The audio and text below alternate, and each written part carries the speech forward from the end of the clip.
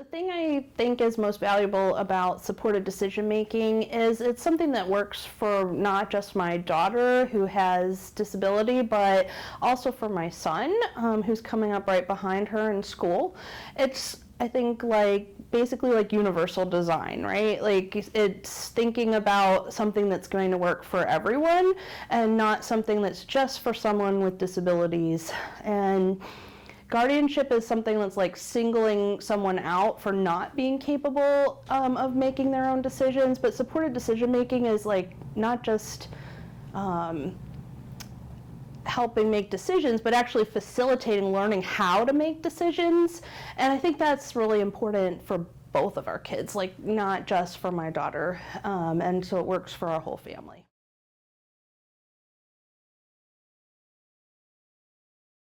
We've been approaching this from the idea that we wanted our daughter and our son to learn how to make their own decisions. And the most challenging thing has been getting medical providers, school professionals, and others, even friends and family who might not be aware that this is an option, on board. So they have all heard guardianship, guardianship, guardianship, and then that's what they've repeated, guardianship, guardianship, guardianship, and we want our kids to become adults in the natural progression of becoming adults, and so they seem really surprised when we come at it from that angle. But then, you know, I've been really appreciative that once we start talking about it, people are coming around. They're like, okay, I see this.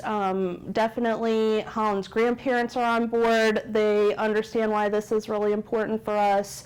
My son understands why we're doing this, and I'm hoping, you know, that the medical professionals, the schools, they'll be right behind, you know, that they'll start catching on to.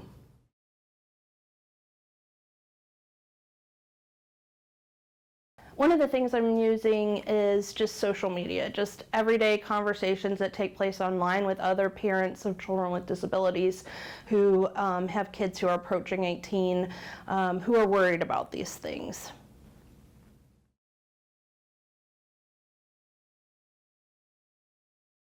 You know, when our kids are little and you find out that they have a disability, the tendency is to, you know, be asked, what's the worst day? Tell us about what the most problematic situation is. What is the hardest thing you are dealing with?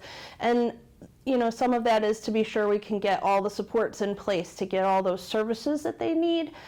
But now that my daughter and others, as they're becoming adults, it's like we actually want to flip that. We don't want to be always focusing on what's the worst possible thing that could happen. What we're looking for is what's the best possible thing, and she has expressed that she wants to be independent, that she wants to pick somewhere to go after high school, whether it's to a vocational rehab program or whether it's to a inclusive post-secondary program, and whatever she can do, I want her to be able to do it. She needs to let us know sort of what her path is going to be, and then we want to help her find the best way to get there.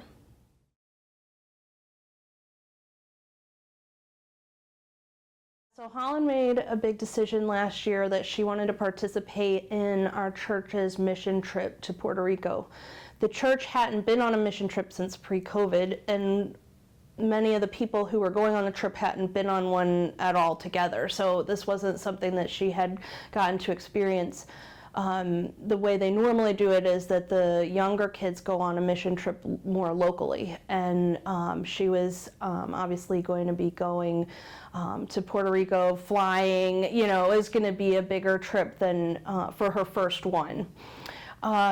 She wanted to go. I could tell she wanted to go. She was excited to participate in the educational events, talking about what was going to be happening on the trip, and giving information about what this kids would be doing while they were there.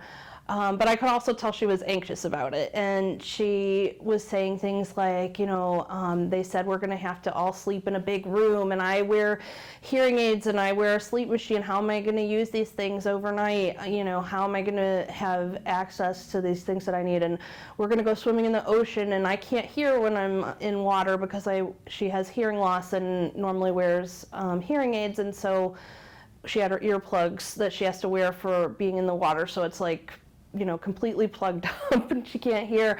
And so I could hear that she was trying to work through these things.